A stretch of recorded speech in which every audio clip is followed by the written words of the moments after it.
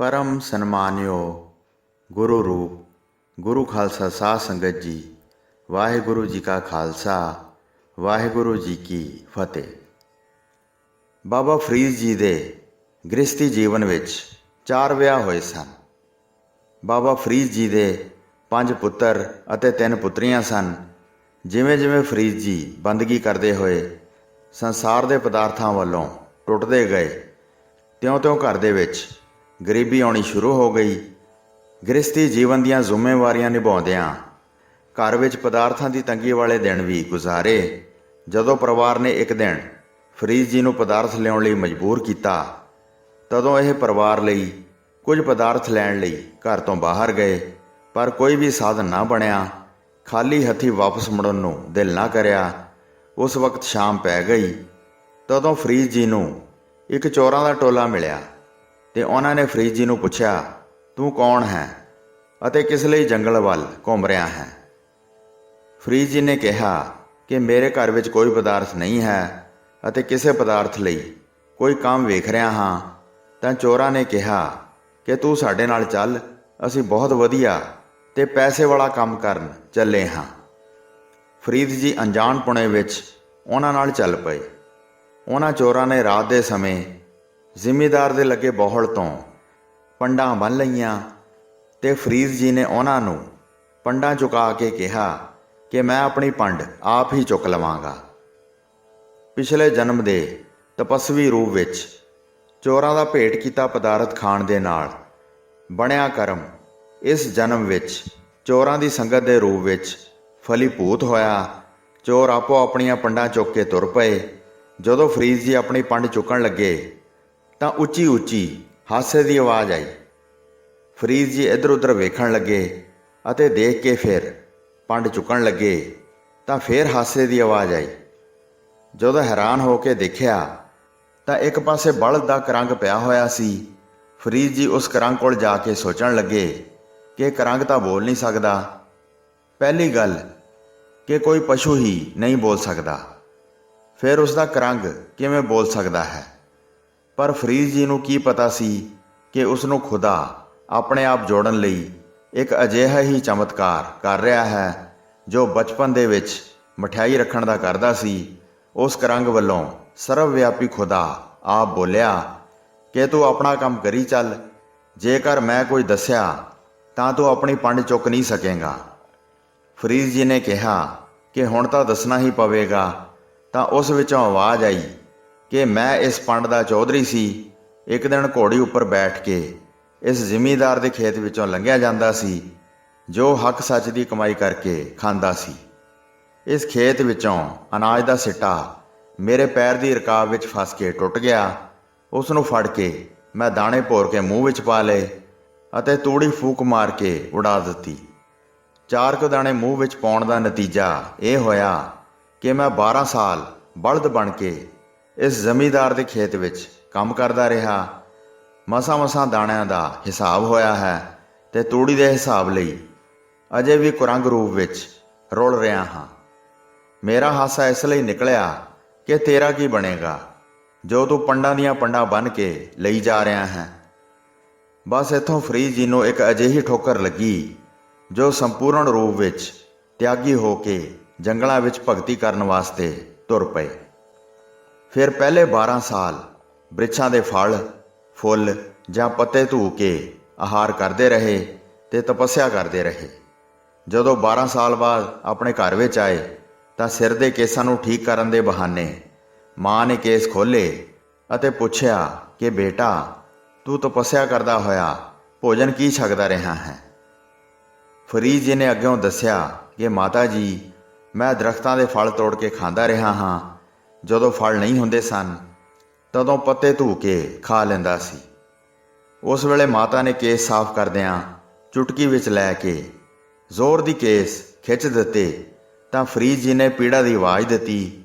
ਮਾਂ ਨੇ ਪੁੱਛਿਆ ਕਿ ਕੀ ਹੋਇਆ ਹੈ? ਫਰੀਦ ਜੀ ਨੇ ਕਿਹਾ ਕਿ ਮਾਤਾ ਜੀ, ਤੁਸੀਂ ਮੇਰੇ ਕੇਸ ਖਿੱਚੇ ਹਨ, ਜਿਸ ਕਰਕੇ ਮੇਰੇ ਸਿਰ ਵਿੱਚ ਪੀੜ ਹੋਈ ਹੈ। ਤਦ ਮਾਤਾ ਨੇ ਕਿਹਾ ਕਿ ਜਿਹੜੇ ਬ੍ਰਿਛਾਂ ਦੇ ਤੂੰ ਫਲ ਫੁੱਲ ਜਾਂ ਪੱਤੇ ਧੂ ਕੇ ਖਾਂਦਾ ਰਿਹਾ ਹੈ, ਕੀ ਉਹਨਾਂ ਨੂੰ ਪੀੜ ਨਹੀਂ ਹੋਈ ਹੋਵੇਗੀ? ਇਹ ਸੁਣ ਕੇ ਫਰੀਦ ਜੀ ਦੇ ਦਿਲ ਨੂੰ ਫਿਰ ਠੋਕਰ ਵੱਜੀ ਤੇ ਮਾਤਾ ਜੀ ਦੇ ਚਰਨਾਂ 'ਤੇ ਸੀਸ ਨਿਵਾ ਕੇ ਫਿਰ ਜੰਗਲਾਂ ਵੱਲ ਤਪੱਸਿਆ ਕਰਨ ਲਈ ਚਲੇ ਗਏ। ਇਸ ਤੋਂ ਬਾਅਦ ਫਰੀਦ ਜੀ ਨੇ ਫਿਰ 12 ਸਾਲ ਕਠਨ ਤਪੱਸਿਆ ਕਰਨ ਲਈ ਨਿਯਮ ਧਾਰਨ ਕੀਤਾ। ਫਰੀਦ ਜੀ ਘਰ ਤੋਂ ਬਾਹਰ ਦਰਿਆ ਦੇ ਕਿਨਾਰੇ ਜੰਗਲ ਵਿੱਚ ਤਪ ਕਰਨ ਲੱਗ ਪਏ। ਇੱਕ ਦਿਨ ਉਸ ਦਰਿਆ ਵਿੱਚ ਇੱਕ ਬੇੜੀ ਡੁੱਬ ਗਈ ਜਿਸ ਵਿੱਚ ਬਹੁਤ ਸਾਰੇ ਲੋਕ ਬੈਠੇ ਹੋਏ ਸਨ। ਜਦੋਂ ਲਾਸ਼ਾਂ ਦੇ ਵਾਰਸ ਆਪਣੇ ਸੰਬੰਧੀਆਂ ਦੀਆਂ ਲਾਸ਼ਾਂ ਲੱਭਣ ਲੱਗੇ ਤਦੋਂ ਇੱਕ ਬੱਚੇ ਦੀ ਲਾਸ਼ ਦਰਿਆ ਦੇ ਕਿਨਾਰੇ ਜਾ ਲੱਗੀ। ਉਸ ਦੀ ਮਾਂ ਬਚ ਗਈ ਸੀ। ਉਸ ਨੂੰ ਆਪਣੇ ਇਕਲੌਤੇ ਪੁੱਤਰ ਦੀ ਲਾਸ਼ ਮਿਲੀ। ਉਹ ਬਹੁਤ ਵਿਆਕੁਲ ਹੋਈ ਤੇ ਉਸ ਨੂੰ ਥੋੜ੍ਹੀ ਦੂਰ ਫਰੀਦ ਜੀ ਤਪ ਕਰਦੇ ਦਿਸੇ। ਉਹ ਲਾਸ਼ ਨੂੰ ਚੁੱਕ ਕੇ ਦਰਿਆ ਦੇ ਕਿਨਾਰੇ ਜੰਗਲ ਵਿੱਚ ਤਪ ਕਰ ਰਹੇ ਫਰੀਦ ਜੀ ਦੇ ਪਾਸ ਲੈ ਕੇ ਆਈ। ਮਾਂ ਦੀ ਮਮਤਾ ਕੁਰਲਾਈ, ਪੁੱਤਰ ਤੋਂ ਬਿਨਾਂ ਜੀਵਨ ਦੀ ਆਸ ਚੁਕਾ ਦਿੱਤੀ। ਅਖੀਰੀ ਤਰਲਾ ਰੱਬੀ ਫਕੀਰ ਦੇ ਚਰਨਾਂ ਵਿੱਚ ਪੁੱਤਰ ਦੀ ਲਾਸ਼ ਰੱਖ ਕੇ ਖੁਦਾ ਦਾ ਵਾਸਤਾ ਪਾਇਆ ਕਿ ਹੇ ਫਕੀਰ ਸਾਈਂ, ਖੁਦਾ ਦੇ ਵਾਸਤੇ ਮੇਰੇ ਪੁੱਤਰ ਨੂੰ ਜਿਉਂਦਾ ਕਰ ਦਿਓ। ਮੇਰੀ ਜ਼ਿੰਦਗੀ ਮੇਰੇ ਇਸ ਪੁੱਤਰ ਦੇ ਨਾਲ ਹੀ ਹੈ, ਨਹੀਂ ਤਾਂ ਮੈਂ ਵੀ ਆਪਣੇ ਪ੍ਰਾਣ ਤਿਆਗ ਦਿਆਂਗੀ। ਇਹ ਸੁਣ ਕੇ ਫਰੀਦ ਜੀ ਦਾ ਚਿੱਤ ਬਹੁਤ ਦਰਵ ਗਿਆ। ਫਰੀਦ ਜੀ ਨੂੰ ਬੱਚੇ ਅਤੇ ਉਸ ਦੀ ਮਾਂ 'ਤੇ ਤਰਸ ਆ ਗਿਆ। ਇਹਨਾਂ ਨੇ ਕਿਹਾ ਕਿ ਹੇ ਖੁਦਾ, ਮੈਂ ਬਚਪਨ ਤੋਂ ਹੀ ਤੇਰੀ ਬੰਦਗੀ ਕਰਦਾ ਆ ਰਿਹਾ ਹਾਂ। ਮੇਰੀ ਦੁਆ ਮਨਜ਼ੂਰ ਕਰੋ ਤੇ ਇਸ ਬੱਚੇ ਨੂੰ ਜਿਉਂਦਾ ਕਰੋ। ਖੁਦਾ ਨੇ ਫਰੀਦ ਜੀ ਦੀ ਦੁਆ ਕਬੂਲ ਕੀਤੀ ਤੇ ਬੱਚਾ ਜਿਉਂਦਾ ਹੋ ਗਿਆ। ਉਹ ਮਾਈ ਬਹੁਤ ਖੁਸ਼ ਹੋਈ ਤੇ ਉਸਨੇ ਸਾਰੇ ਲੋਕਾਂ ਵਿੱਚ ਰੌਲਾ ਪਾ ਦਿੱਤਾ ਕਿ ਇੱਕ ਫਕੀਰ ਨੇ ਮੇਰਾ ਬੱਚਾ ਜਿਉਂਦਾ ਕਰ ਦਿੱਤਾ ਹੈ। ਇਹ ਸੁਣ ਕੇ ਜਿਨ੍ਹਾਂ ਦੇ ਸੰਬੰਧੀ ਉਸ ਬੇੜੀ ਵਿੱਚ ਡੁੱਬੇ ਸਨ, ਉਹਨਾਂ ਵਿੱਚੋਂ ਜਿਨ੍ਹਾਂ ਦੀਆਂ ਲਾਸ਼ਾਂ ਮਿਲੀਆਂ, ਉਹ ਸਭ ਚੁੱਕ ਕੇ ਫਰੀਦ ਜੀ ਦੇ ਪਾਸ ਲਿਆਏ ਤੇ ਬੇਨਤੀ ਕੀਤੀ ਕਿ ਜਿਵੇਂ ਤੁਸੀਂ ਉਸ ਮਾਈ ਦਾ ਬੱਚਾ ਜਿਉਂਦਾ ਕੀਤਾ ਹੈ, ਤਿਵੇਂ ਸਾਡੇ ਵੀ ਸੰਬੰਧੀਆਂ ਨੂੰ ਜਿਉਂਦਾ ਕਰੋ। ਜਦੋਂ ਫਰੀਦ ਜੀ ਨੇ ਦਇਆਵਾਨ ਹੋ ਕੇ ਉਹਨਾਂ ਲਈ ਵੀ ਖੁਦਾ ਅੱਗੇ ਅਰਦਾਸ ਕੀਤੀ ਤਾਂ ਫਰੀਦ ਜੀ ਦੀ ਦੁਆ ਸੁਣ ਕੇ ਖੁਦਾ ਨੇ ਆਕਾਸ਼ਬਾਣੀ ਰਾਹੀਂ ਕਿਹਾ ਕਿ ਹੇ ਫਰੀਦ, ਜਿਉਂਦੇ ਤਾਂ ਮੈਂ ਇਹਨਾਂ ਨੂੰ ਵੀ ਕਰ ਦਿਆਂਗਾ, ਕਿਉਂਕਿ ਤੂੰ ਮੇਰੀ ਬਚਪਨ ਤੋਂ ਹੀ ਬੰਦਗੀ ਕਰਦਾ ਆ ਰਿਹਾ ਹੈ। ਪਰ ਤੂੰ ਬੰਦਗੀ ਮੇਰੀ ਪ੍ਰਾਪਤੀ ਲਈ ਕਰ ਰਿਹਾ ਸੀ, ਨਾ ਕਿ ਮੁਰਦੇ ਜਿਉਂਦੇ ਕਰਨ ਵਾਸਤੇ। ਜੇ ਮੇਰੇ ਕੋਲੋਂ ਮੁਰਦੇ ਜਿਉਂਦੇ ਕਰਵਾਉਣੇ ਹਨ ਤਾਂ ਫਿਰ ਮੇਰੇ ਦਰਸ਼ਨਾਂ ਵਿੱਚ ਬਹੁਤ ਦੇਰ ਹੋ ਜਾਏਗੀ। ਤੇਰੀ ਕੀਤੀ ਤਪੱਸਿਆ ਜਾਂ ਹੋਰ ਤਪੱਸਿਆ ਦੇ ਪੁੰਨ ਪ੍ਰਤਾਪ ਦੇ ਬਦਲੇ ਇਹ ਮੁਰਦੇ ਜਿਉਂਦੇ ਹੋ ਜਾਣਗੇ, ਪਰ ਤੈਨੂੰ ਦੇਰ ਤੱਕ ਮੇਰੇ ਦਰਸ਼ਨਾਂ ਦਾ ਇੰਤਜ਼ਾਰ ਕਰਨਾ ਪਵੇਗਾ। ਤਾਂ ਫਰੀਦ ਜੀ ਨੇ ਕਿਹਾ ਕਿ ਹੇ ਖੁਦਾ, ਮੈਨੂੰ ਭਾਵੇਂ ਹੋਰ ਕਠਨ ਤਪੱਸਿਆ ਕਿਉਂ ਨਾ ਕਰਨੀ ਪਵੇ, ਭਾਵੇਂ ਜ਼ਿੰਦਗੀ ਦੇ ਅੰਤਲੇ ਸਮੇਂ ਹੀ ਤੇਰੇ ਦਰਸ਼ਨ ਹੋਣ, ਪਰ ਤੂੰ ਇਹਨਾਂ ਨੂੰ ਜ਼ਰੂਰ ਜਿਉਂਦਾ ਕਰ ਦੇ, ਕਿਉਂਕਿ ਇਹਨਾਂ ਨੇ ਮੈਨੂੰ ਫਕੀਰ ਜਾਣ ਕੇ ਤੇਰਾ ਵਾਸਤਾ ਪਾਇਆ ਹੈ। ਉਸ ਵੇਲੇ ਫਰੀਦ ਜੀ ਦੀ ਅਰਜ਼ ਮਨਜ਼ੂਰ ਹੋਈ ਤੇ ਉਹ ਸਾਰੇ ਮੁਰਦੇ ਜਿਉਂਦੇ ਹੋ ਗਏ ਤੇ ਫਰੀਦ ਜੀ ਦਾ ਧੰਨਵਾਦ ਕਰਦੇ ਹੋਏ ਆਪੋ ਆਪਣੇ ਨਗਰਾਂ ਨੂੰ ਚਲੇ ਗਏ। ਇਹ 12 ਸਾਲ ਫਰੀਦ ਜੀ ਜੋ ਫਲ ਅਤੇ ਪੱਤੇ ਹੇਠਾਂ ਡਿੱਗੇ ਹੁੰਦੇ ਸਨ, ਉਹ ਚੁੱਕ ਚੁੱਕ ਕੇ ਖਾਂਦੇ ਰਹੇ। ਇਹਨਾਂ 24 ਸਾਲਾਂ ਦੀ ਕਠਨ ਘਾਲਣਾ ਤੇ ਬਚਪਨ ਦੀ ਅਨਭੋਲ ਪੁਣੇ ਵਿੱਚ ਕੀਤੀ ਬੰਦਗੀ ਦਾ ਇਹ ਫਲ ਹੋਇਆ ਕਿ ਮਨ ਦੀ ਇਕਾਗਰਤਾ ਇਤਨੀ ਬਣ ਗਈ ਜੋ ਹਰ ਵੇਲੇ ਹੀ ਬਣੀ ਰਹਿੰਦੀ ਸੀ। ਹੁਣ 24ਵੇਂ ਸਾਲ ਨਾਮ ਵਿੱਚੋਂ ਹੀ ਐਸਾ ਰਸ ਆਉਣ ਲੱਗਾ ਤੇ ਬਾਹਰ ਦੇ ਪਦਾਰਥ ਤਿਆਗ ਕੇ ਕੇਵਲ ਨਾਮ ਦਾ ਹੀ ਆਸਰਾ ਹੋ ਗਿਆ। ਜੈਸਾ ਕਿ ਗੁਰੂ ਸਾਹਿਬ ਜੀ ਦਾ ਫਰਮਾਨ ਹੈ, ਭਗਤਾ ਨਾਮ ਆਧਾਰ ਹੈ ਮੇਰੇ ਗੋਬਿੰਦਾ, ਹਰ ਕਥਾ ਮੰਗੈ ਹਰ ਚੰਗੀ ਜੀਓ। ਉਸ ਦੀ ਭਗਤੀ ਕਰਨ ਵਾਲੇ ਬੰਦਿਆਂ ਨੂੰ ਉਸ ਦੇ ਨਾਮ ਦਾ ਹੀ ਆਸਰਾ ਹੈ। ਉਹ ਹਰੀ ਪਾਸੋਂ ਉਸ ਦੀ ਸ੍ਰੇਸ਼ਟ ਸਿਫਤ ਸਲਾਹ ਹੀ ਮੰਗਦੇ ਹਨ। ਫਿਰ 12 ਸਾਲ ਰੋਟੀ ਦੀ ਸ਼ਕਲ ਕਾਠ ਚਕਲੇ ਵਾਂਗ ਗੋਲ ਬਣਾ ਕੇ ਆਪਣੇ ਪੇਟ ਨੂੰ ਬੰਨ੍ਹ ਲਿਆ ਅਤੇ ਆਪਣੇ ਮਨ ਨੂੰ ਸਮਝਾਉਣ ਲਈ ਕਿ ਬਸ ਹੁਣ ਇਹੋ ਹੀ ਤੇਰੀ ਰੋਟੀ ਹੈ।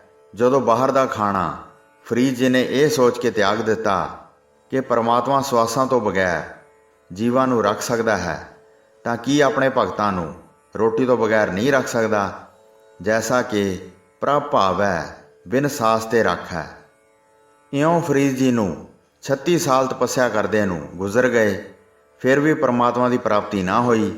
36ਵੇਂ ਸਾਲ ਵਿੱਚ ਅਚਾਨਕ ਇੱਕ ਘਟਨਾ ਵਾਪਰੀ ਜਿੱਥੇ ਫਰੀਦ ਜੀ ਤਪ ਕਰ ਰਹੇ ਸਨ, ਉੱਥੇ ਚਿੜੀਆਂ ਨੇ ਆਪਣੀ ਆਵਾਜ਼ ਵਿੱਚ ਸ਼ੋਰ ਸ਼ਰਾਬਾ ਕਰ ਦਿੱਤਾ ਤਾਂ ਇਹਨਾਂ ਨੇ ਇਕਾਗਰਤਾ ਭੰਗ ਹੋਣ ਦੇ ਕਾਰਨ ਕ੍ਰੋਧ ਵਿੱਚ ਆ ਕੇ ਕਿਹਾ ਕਿ ਮਰ ਜਾਓ ਚਿੜੀਓ, ਜੋ ਮੇਰੀ ਇਕਾਗਰਤਾ ਭੰਗ ਕਰ ਰਹੀਆਂ ਹੋ। ਤਦੋਂ ਸਾਰੀਆਂ ਚਿੜੀਆਂ ਮਰ ਗਈਆਂ। ਫਿਰ ਫਰੀਦ ਜੀ ਨੂੰ ਆਪਣੀ ਵਾਕ ਸਿੱਧੀ ਤੇ ਖੁਸ਼ੀ ਵੀ ਪ੍ਰਗਟ ਹੋਈ ਅਤੇ ਚਿੜੀਆਂ ਦੇ ਮਰਨ ਤੇ ਦਇਆ ਵੀ ਆਈ ਅਤੇ ਅੱਗੇ ਪਰਲੋਕ ਦਾ ਭੈ ਵੀ ਲੱਗਿਆ ਕਿ ਮੇਰੀ ਵਜ੍ਹਾ ਨਾਲ ਸੈਂਕੜੇ ਚਿੜੀਆਂ ਮਰ ਗਈਆਂ ਹਨ। ਮਨ ਵਿੱਚ ਇਹ ਭਾਵ ਆਇਆ ਕਿ ਫਕੀਰ ਨੂੰ ਤਾਂ ਕਿਸੇ ਨੂੰ ਵੀ ਦੁੱਖ ਨਹੀਂ ਦੇਣਾ ਚਾਹੀਦਾ, ਤਾਂ ਰੱਬ ਦੀ ਦਰਗਾਹ ਵਿੱਚ ਇੱਜ਼ਤ ਹੁੰਦੀ ਹੈ। ਮੈਂ ਤਾਂ ਇਤਨੀਆਂ ਚਿੜੀਆਂ ਮਾਰ ਦਿੱਤੀਆਂ ਹਨ, ਦੁੱਖ ਨਾ ਦੇਈ ਕਿਸੇ ਜੀ, ਪਤ ਸਿਉ ਕਰ ਜਾਵੋ। ਤੇ ਫਿਰ ਇਹਨਾਂ ਨੇ ਕਿਹਾ ਕਿ ਚਿੜੀਓ ਜੀ ਪਵੋ, ਤਾਂ ਸਾਰੀਆਂ ਚਿੜੀਆਂ ਜਿਉਂਦੀਆਂ ਹੋ ਗਈਆਂ। ਪਰਮਾਤਮਾ ਆਪ ਮਿਲਣ ਤੋਂ ਪਹਿਲਾਂ ਤਪਸਵੀ ਨੂੰ ਕਈ ਕੁਝ ਦੇ ਦਿੰਦਾ ਹੈ, ਜਿਸ ਵਿੱਚ ਪਦਾਰਥਾਂ ਦੀ ਪ੍ਰਾਪਤੀ, ਵਡਿਆਈ ਦੀ ਪ੍ਰਾਪਤੀ ਅਤੇ ਸ਼ਕਤੀਆਂ ਦੀ ਪ੍ਰਾਪਤੀ ਹੁੰਦੀ ਹੈ। ਜੇਕਰ ਇਹਨਾਂ ਵਿੱਚੋਂ ਕਿਸੇ ਇੱਕ ਵਿੱਚ ਵੀ ਪਰਚ ਜਾਏ ਤਾਂ ਪਰਮਾਤਮਾ ਦੇ ਮਿਲਣ ਵਿੱਚ ਦੂਰੀ ਹੋ ਜਾਂਦੀ ਹੈ। ਜੇਕਰ ਇਹਨਾਂ ਨੂੰ ਲਤਾੜ ਕੇ ਆਪਣੀ ਮੰਜ਼ਿਲ ਵੱਲ ਵਧਦਾ ਜਾਵੇ, ਫਿਰ ਪਰਮਾਤਮਾ ਦੀ ਪ੍ਰਾਪਤੀ ਹੋ ਜਾਂਦੀ ਹੈ। ਆਪ ਨਾਥ ਨਾਥੀ ਸਭ ਜਾਂ ਕੀ, ਰਿੱਧ ਸਿੱਧ ਅਵਰਾ ਸਾਧ। ਰਿੱਧੀ ਸਿੱਧੀ ਤਾਂ ਹੋਰ ਤਰ੍ਹਾਂ ਦਾ ਸਵਾਦ ਹੈ ਜੋ ਨਾਮ ਰਸ ਤੋਂ ਤੋੜਦਾ ਹੈ। ਪਰ ਹੁਣ ਇੱਥੇ ਫਰੀਦ ਜੀ ਇਸ ਰੂਹਾਨੀਅਤ ਸ਼ਕਤੀ ਦੀ ਪ੍ਰਾਪਤੀ ਕਾਰਨ ਕੁਝ ਹਉਮੈ ਦੇ ਪ੍ਰਭਾਵ ਹੇਠਾਂ ਆ ਗਏ। ਫਿਰ ਸੋਚ ਫੁਰੀ ਕਿ ਪਰਮਾਤਮਾ ਦੀ ਪ੍ਰਾਪਤੀ ਨਹੀਂ ਹੋਈ। ਘਰ-ਬਾਰ ਤਾਂ ਪਰਮਾਤਮਾ ਨੂੰ ਮਿਲਣ ਲਈ ਛੱਡਿਆ ਸੀ। ਫਿਰ ਆਪਣੇ ਆਪ ਤੇ ਫਰੀਦ ਜੀ ਨੂੰ ਰੋਸ ਵੀ ਆਇਆ। ਹੋਈਆਂ ਭੁੱਲਾਂ ਚੁੱਕਾਂ ਦੀ ਖਿਮਾ ਬਖਸ਼ਣੀ ਜੀ। ਬਾਕੀ ਦੀ ਕਥਾ ਆਪਾਂ ਕੱਲ੍ਹ ਨੂੰ ਫੇਰ ਸਰਵਣ ਕਰਾਂਗੇ। ਤਦ ਤੱਕ ਦਾਸ ਨੂੰ ਆਗਿਆ ਦਿਓ। ਵਾਹਿਗੁਰੂ ਜੀ ਕਾ ਖਾਲਸਾ, ਵਾਹਿਗੁਰੂ ਜੀ ਕੀ ਫਤਿਹ।